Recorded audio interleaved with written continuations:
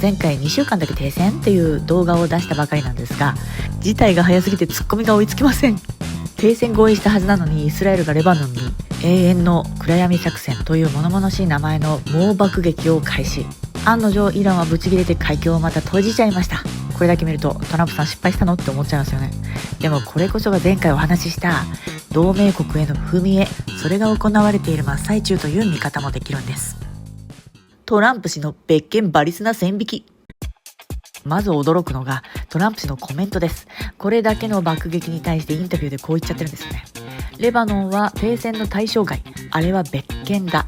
いやいや、10分間で100カ所以上も爆撃して別件の小競り合いで済ませるこの強引な線引き。これ一つの視点として、イスラエルに対して俺の停戦のメンツさえ立てれば残りの掃除は勝手にしろ、ただし結果の責任は取れよっていう非常にシビアな選別を課しているようにも見えてくるんです。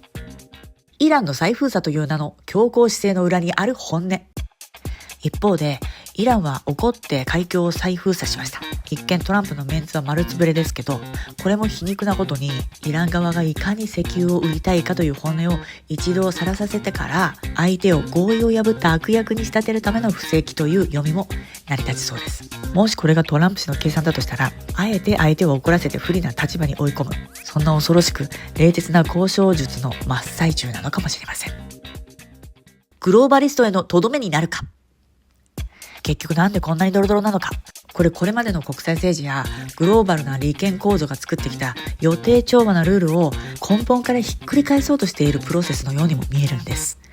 あえて誰も予測できないようなカオスを作り出して、これまでの支配層がコントロールできない状況に追い込む。その上で俺だけが解決できるっていう状況を演出する。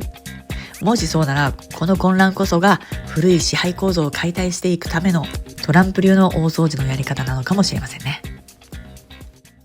私たちは何を見せられているのか。というわけで、今回のドタバタ劇、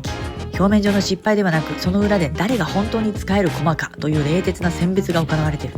そう考えるとまた違った面白さが見えてきませんか。もちろんこれが本当にトランプ氏の計算通りなのか、それとも単なる混乱なのかはまだわかりません。ただこの男、私たちが思っている以上に策士である可能性は頭の片隅に置いておいても損はないはずです。